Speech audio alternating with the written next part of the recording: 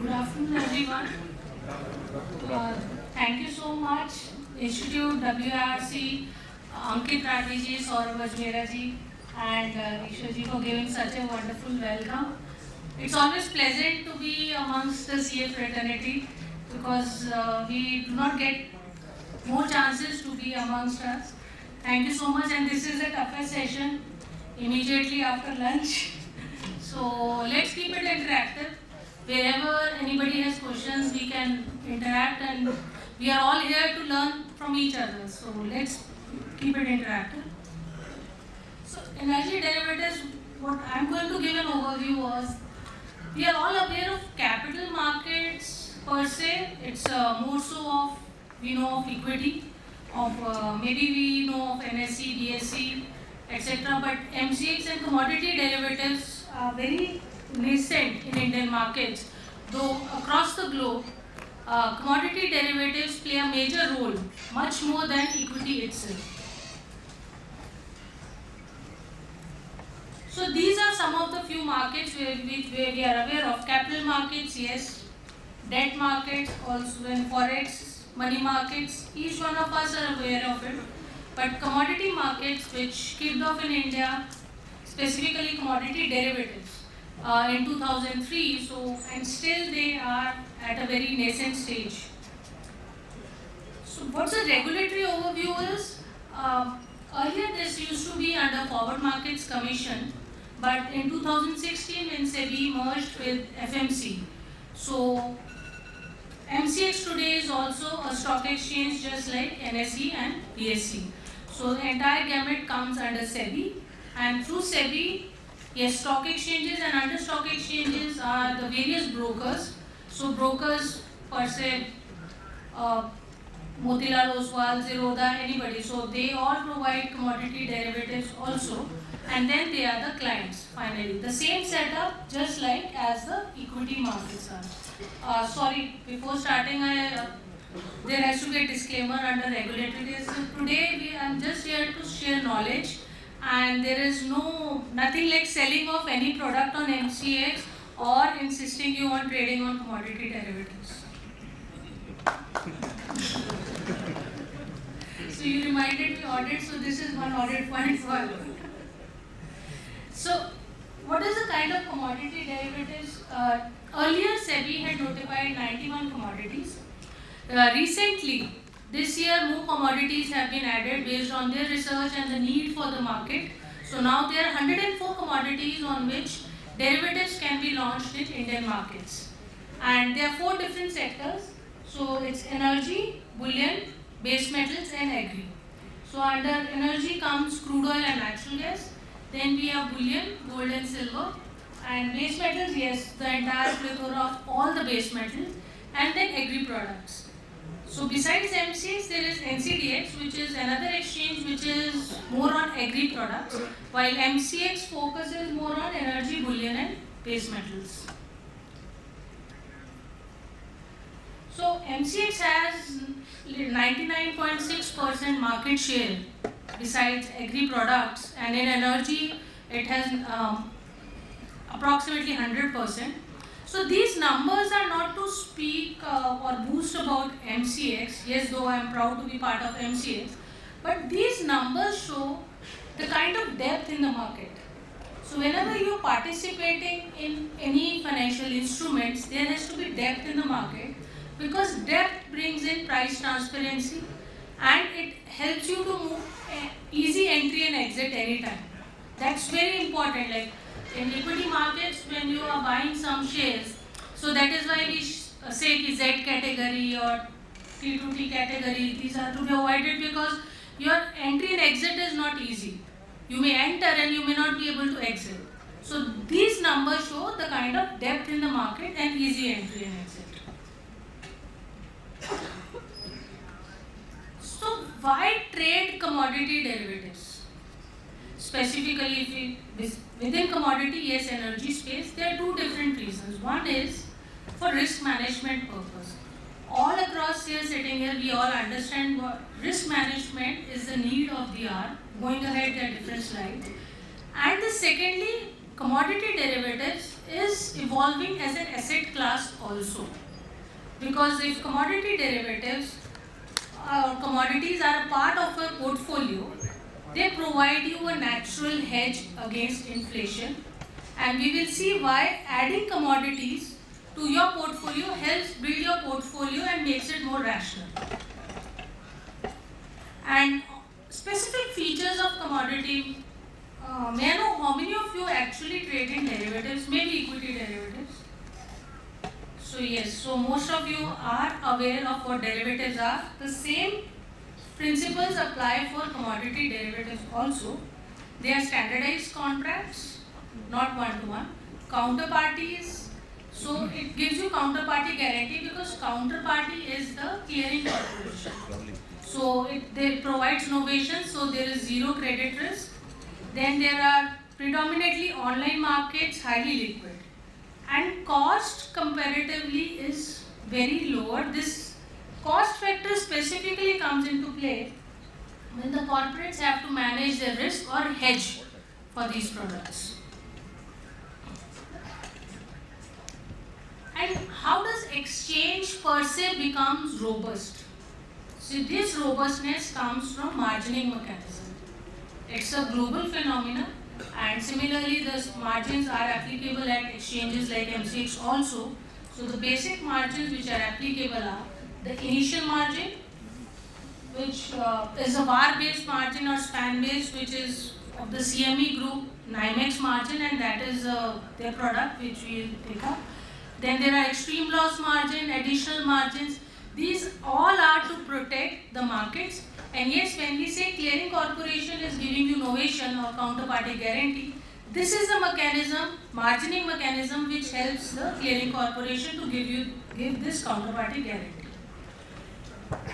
And derivatives, मतलब एक basic crude language में हमने बहुत बार सुना होगा, घर पे भी हमारे पेरेंट्स बोलते हैं अगर डेरिवेटिव्स में इट्स अ सट्टा कर रहे हैं, जो डेरिवेटिव्स कर रहे हैं, ऑप्शंस कर रहे हैं. But after coming under SEBI, the kind of regulatory mechanisms, the kind of risk management measures which have been taken up by the regulator, we really cannot call it a betting or a satta or something. It's speculative, yes, but it is also very streamlined. The surveillance and risk management measures are so stringent. Being at MCX, being on the product side or the business side of it, we are not permitted to enter many areas which are under surveillance. So, standing here, I will not know who I trade on MCX. I am not aware of those clients. So, that's a kind of Chinese wall which is being actually regulated by SEBI itself.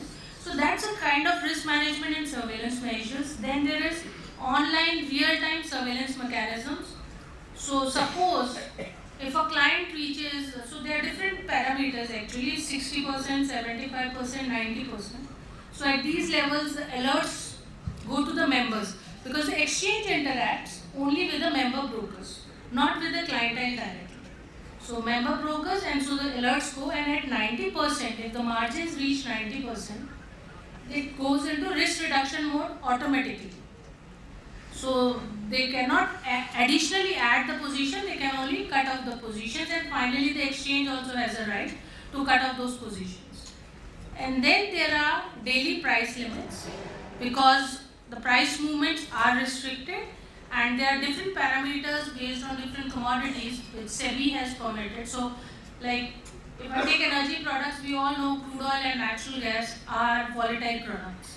So when crude oil and natural gas are volatile, so there are different bands. Beyond those bands, when you open the price, just like your circuits, the circuits in equity markets, so beyond these bands, a justification has to be given by the exchanges to the regulator as well. Running through now, this is a basic layout on the exchanges. Anybody has any questions on how, on commodity derivatives or what the setup in Indian markets are? So we go ahead on energy markets. This background is basically to lay out there is a volatility. This volatility is uncontrollable factor, but need to be managed. That's the basic. And standing here with the CA fraternity, this is an area where there is a lot of opportunity, advisory opportunity for all the practicing CAs, because when day in day out our teams go and engage with the corporates, they are not able to get that kind of a guidance. So there's a huge opportunity available in risk advisory services. It's a big professional opportunity in the market today. So there are many factors which affect the crude oil markets or natural gas markets per se. We all know OPEC, OPEC plus, their demand supply factors, the movements, then geopolitical tensions, Russia-Ukraine war, we saw how this has impacted. Then we saw the war in Israel and Gaza strips. These factors are beyond our control. And we are 85% we import crude oil. So all these, when these global factors are there, we cannot control the prices and we cannot control our productions or wherever the crude oil is being used in the markets. So the only thing is we need to manage these prices well. This is just all those factors. Some point in time, some other factor has played in, some point in time the others. So, and we can see the kind of volatility there is. Particularly, there are 3 different reports which come in case anybody is interested in trading also in these products. So, the markets really track those reports. So, the US inventory report data, it comes on Wednesday. IEA US markets, they release it. It comes around 7:38 p.m. IST. Then there is natural gas data. Same report comes on Thursdays. So again 7:38 p.m. IST. And then on Friday there is the RIC reports for crude oil and natural gas, which comes around 10:30 IST. That is from Baker Hughes. So these 3 reports, whosoever tracks or wants to track or understand energy markets well, these are 3 basic reports which people track, and you will see once the data are released, there is a movement in the markets. There is always a movement when this kind of a data is released every week. So, because just laying out the background, we have seen this movement. So there is a need for risk management. The other things where I'm sure all our chartered accountants have seen foreign exchange risk, interest rate risk, financial risk. And then treasuries obviously manage those all kinds of risks. Now, just have a look at this chart. The below line, the blue bar, is the RBI USD INR rate. So that's annualized volatility. So anywhere over last 8 years, on an average, if we see, it's a 4 to 5% movement. And we may be CFOs in some companies, or we may be auditing the companies. Any company having an export-import or the risk, forex risk, we have ensured that it has to be hedged. And the managements or the boards or the entrepreneurs also understand that. But the risk which is overly seen to be kept open-ended, the green bar and the purple bars, anywhere not less than 30-40%. In between years it is much beyond. On an average 40%. That's the crude oil and the natural gas.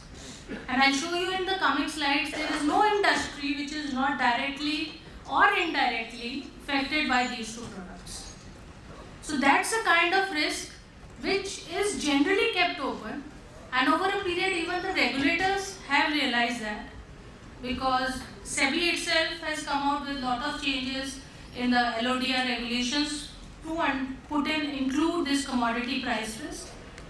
Plus even RBI, even in its like two weeks back, the latest economy report also which came in, RBI itself has stated crude oil, how volatile it will be across the years.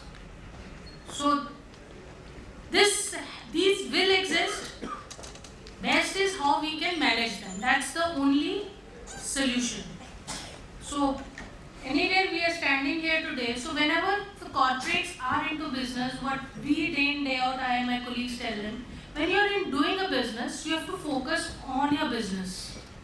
So here, I should not be increasing or decreasing my business or not taking initiatives only because I see a volatile product. Maybe it may be a part of my inventory, or particularly a raw material. It may be part of my fuel feedstock. It may be ultimately as a finished product. But my business should not get impacted only because I am aware that okay, my raw material is volatile. The thing is, it can go anywhere, up or down. We have to hedge that risk. So the focus of the entrepreneur, the business houses is on developing the business rather than this movement up and down on daily basis.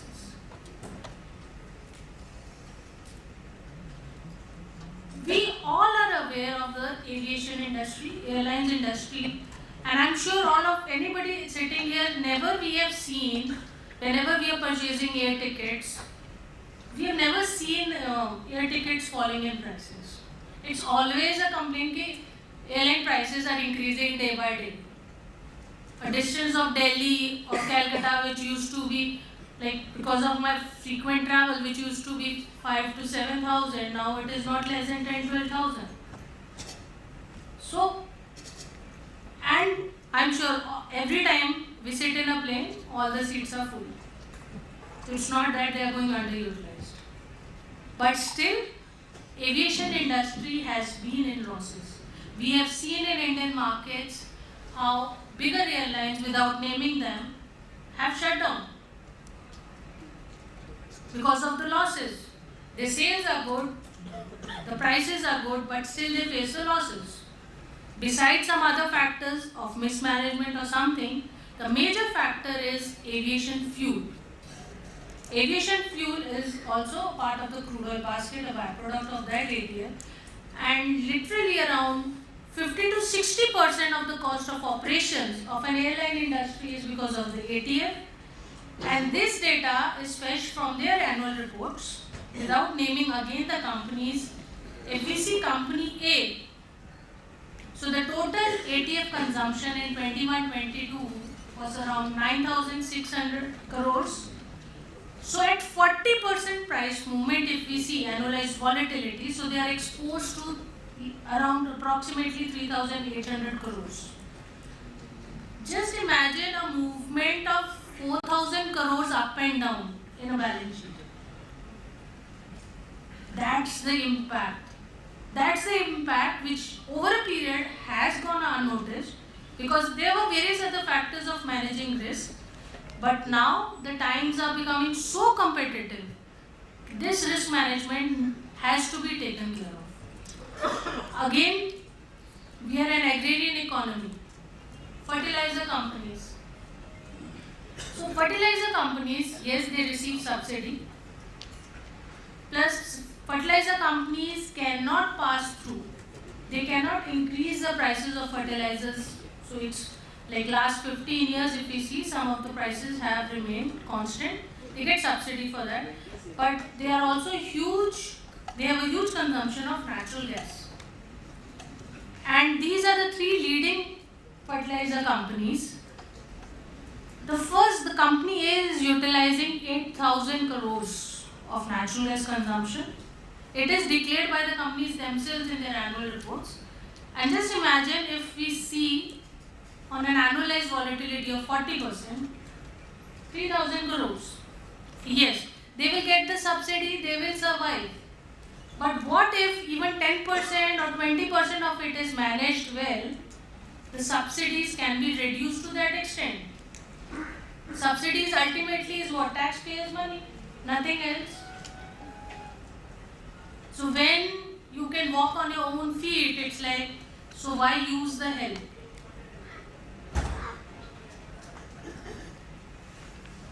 Globally, Southwest Airlines, many of us would have heard, it's a budget airline in US, but they have survived these periods of turmoil and it's been a profitable company and they have put out a lot of research papers on this just because of hedging. So if we see the airlines, they say, these are the statements made by them in the media. So Southwest Airlines and Air France KLM, they have declared they had around $1 billion each. They had a savings because of hedging. And these are a little old news. So it will be around 21-22 post-COVID when the volatility really was very high and airline industry was facing problems.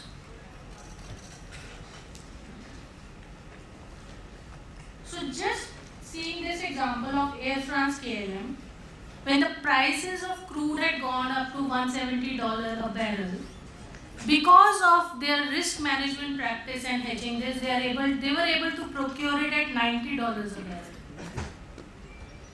And each of us sitting here with these numbers can actually imagine the P&L account of that company.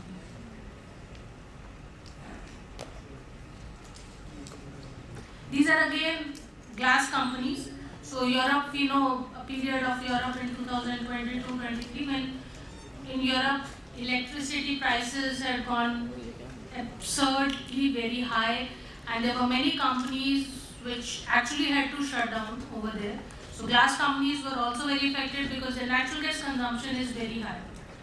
So all of us sitting here would have heard Firozabad, the glass company. There are a lot of units in Firozabad near Delhi, where glass manufacturers very high quality, export quality glass is also prepared, and a lot of small units are there.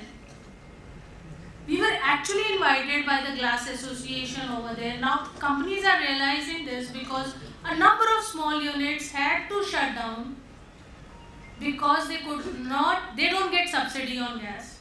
So they were not able to survive that volatile period. The only thing missing link was risk management practice. Now a small unit running, yes, he may not be aware of what actually hedging means or risk management, but मोटा जब हम लोग ने उनसे बात की, उनको मोटा ये पता था कि मेरा ये इतना आता है, मुझे इतना बचाना है. And obviously, yes, they will have the advisors. So there's what I'm just trying to share a lot of risk advisory practice. I'm seeing a lot of youngsters also sitting here. They are standing at par with their seniors today in risk advisory. They're standing at par because risk advisory, besides the top listed companies, if we leave aside, to talk of SME, MSMEs, risk advisory has just taken up, and all the youngsters sitting here have a lot of professional opportunity. These are certain byproducts of crude oil and natural gas, and just see the list of companies. Is there any company which is not exposed to? Refiners, yes, glass companies, steel companies, forging, transportation, logistics, airline, iron and steel, boilers. Each and every company somewhere is exposed to. Those are the correlations with crude oil and natural gas. So they can be hedged by a product which is available in Indian markets, which does not involve a lot of compliances or a lot of cost to hedge. Cost of hedging basically is like a premium on term insurance. We may take on many payback insurances or some, but there's a pure term insurance which definitely we all prefer to have. There's a premium which will never come back to us on that, but that's for the sustainability of our families behind us, right? So cost of hedging can be considered just like that premium. It is for sustaining those companies on year-on-year basis. All of us are hearing a lot of words. Energy, G20, we have heard a lot of words. Energy security, sustainability, energy accessibility, energy affordability. So sustainability, yes, it is more on environment linked, but sustainability, personally I feel, is also when companies can survive, sustain year-on-year basis, year-on-year they can grow, they can provide more employment opportunities. That is also a sustainability mechanism. And that cannot happen now without managing their price risk or the commodity price risk, which energy is one of the largest ones, then there are other commodities also. So this is in the LODR, and many of us would have seen also, it is under the annual reports of the corporate governance section. It's a mandatory to provide this table over there by all the listed companies, wherein they have to indicate which commodities they are exposed to, how much they are exposed to, whether they have hedged it in India or abroad, or whether they have kept it open. And this table per se, just connecting to some of my colleagues who are very active in equity markets, they also check this table. Because if a company I know has 40% exposure to iron, or 40% exposure to steel, or an airline company 60%, and if I see in this table they don't hedge it, what are the prospects for that company over longer term? So this table again, SEBI has introduced this table in 2018, per se recognizing the need for managing commodity prices. These are few callouts of the illustrative tables. Actually speaking, if we see at MCX, every year we can actually have an analysis of 500 top listed companies for this table analysis. First year when we saw, airline industry only if you take, we have seen that. There were tables when they said, what is a classic example would they have said? NA. So do you think an airline industry or a manufacturing unit is not exposed to any commodity? So NA were the answers, but gradually yes, because obviously when a new regulation has come in, regulator also gives a gestation period, so SEBI also gave a gestation period, but now actually the companies have started initiating detailed analysis and detailed numbers over there, and that's why even the product and trade associations, everybody is realizing the need. So that's more important. That's actually a very pleasant experience for us at MCX to see when we get invited by the companies to make them understand what their risk management is.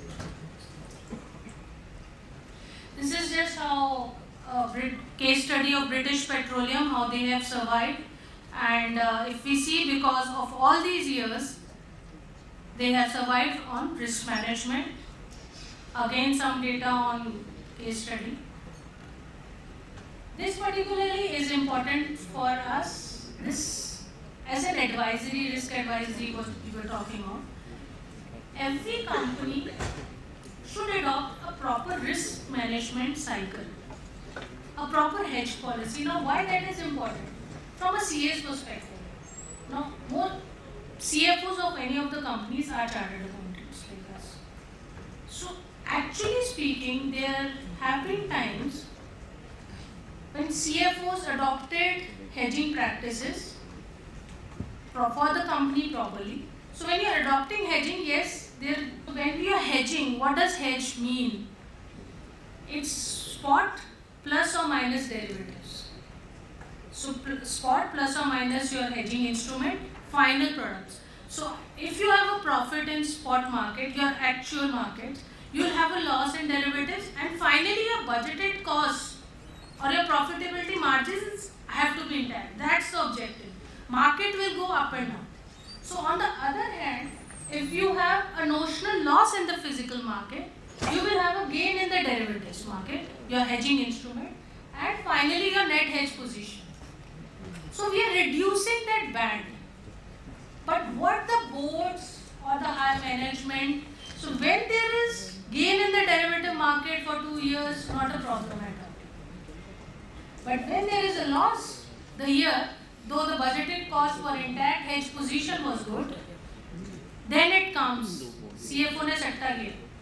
This is a real thing. This is actually reality it has happened, and we have gone ahead and talked to the managements to explain that those CFOs were not wrong, because either of this will happen.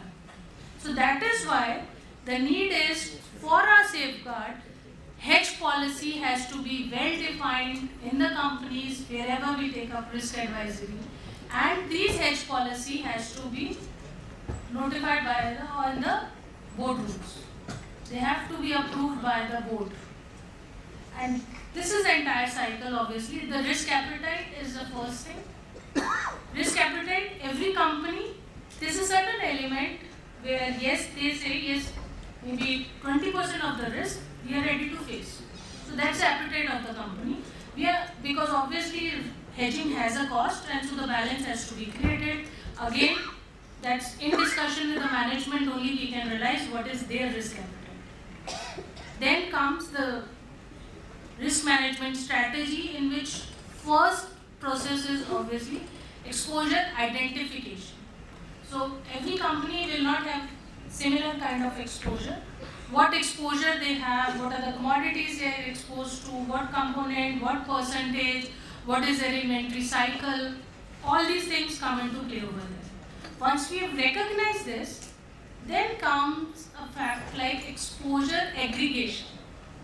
Now why is it important is mostly in bigger group companies, because maybe one of the subsidiaries final product may become a raw material for their other company.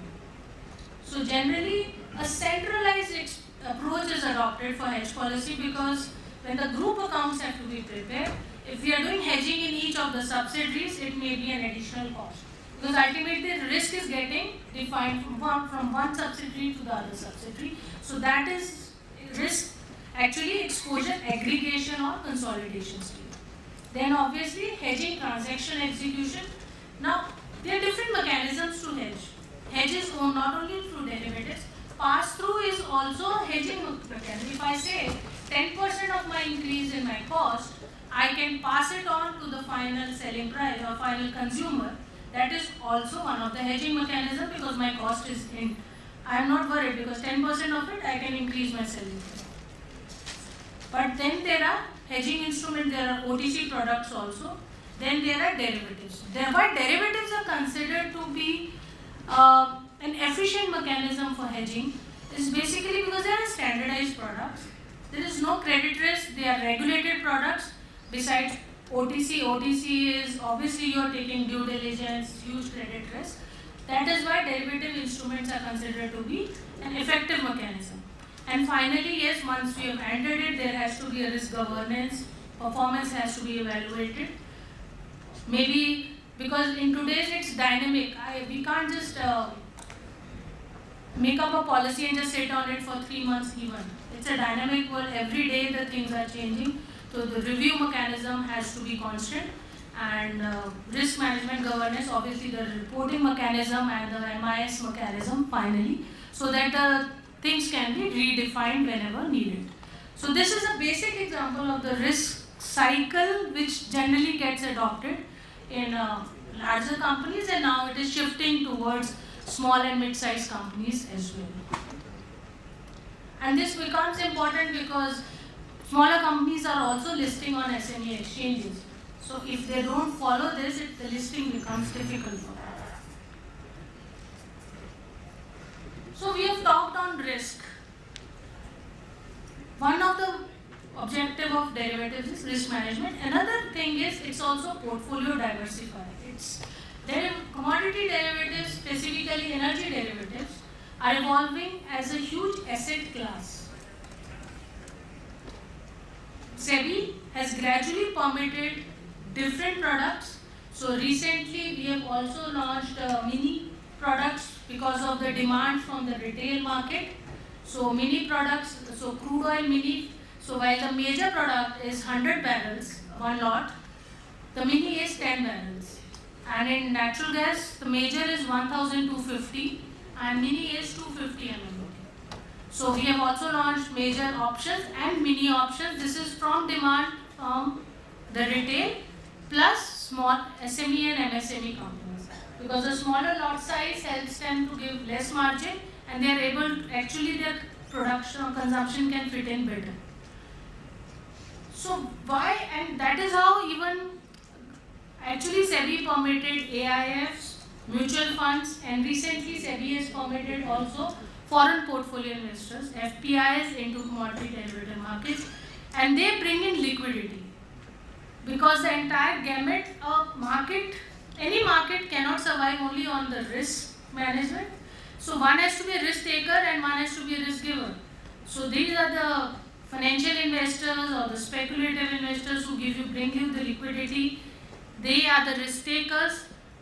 And other side we have a value chain companies who actually come and manage that risk in the market. So this provides you a natural hedge against inflation, and there have been many studies across the globe where they say if a component of your portfolio has commodities, it gives you a balanced portfolio even in offbeat times. Even in very bearish times, they will give you a good return because they balance it. And the major factor, if we see Nifty versus M6 crude oil price and Nifty versus M6 natural gas. So if you see, there is a negative correlation. Negative correlation means they are going to balance the times when your equity returns are not good. They will balance your overall portfolio returns with the returns from the commodity markets. And if we see this was a report prepared by Schroders. So without commodities, the expected return was 6.9%, but with a component of portfolio where commodities was included, expected returns went up to 7.4%. So that's the balance is created, and if you see the top graph also, it's with commodities it is a positive one. Because obviously there is the cycle in the market is boom and down, both move up and down. So there are bullish times, there are bearish times. So our portfolio, overall portfolio has to be balanced. This is balanced by the introduction of commodities in it. So this I have already talked, 100 barrels, 10 barrels. And we have futures and options available on both the sides. So these are the contract specs which are available on the website. So crude oil options, natural gas options. The major thing is the number of strikes available are large enough to cover the movement, any movement. And at MCX, the crude oil prices are, we have a tie-up with CME Group. So crude oil is mirroring the WTI, NYMEX WTI, and natural gas is mirroring Henry Hub, NYMEX Henry Hub. And again, this graph shows correlation, which means liquidity is high enough. It's mirror contract of, you're getting a mirror global contract available in Indian markets for trading in rupees rather than in dollars. Both useful for risk management and your portfolio.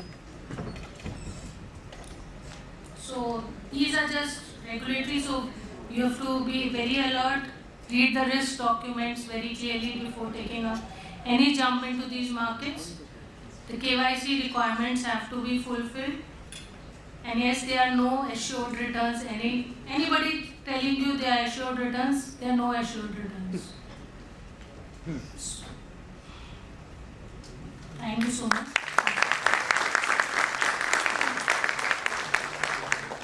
Any questions? I can take up a few questions.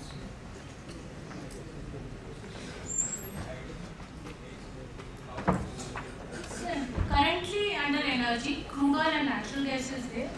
Electricity derivatives is the next prospective product wherein regulator and exchanges are working together.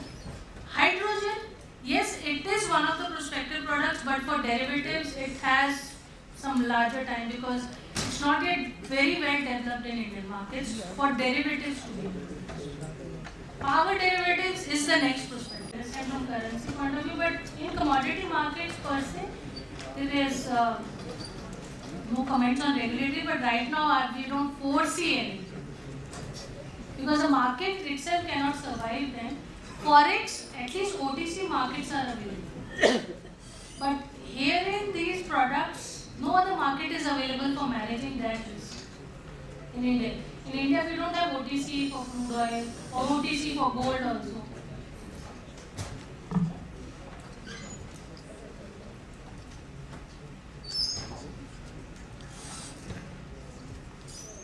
Thank you so much. It's a real pleasure to be here.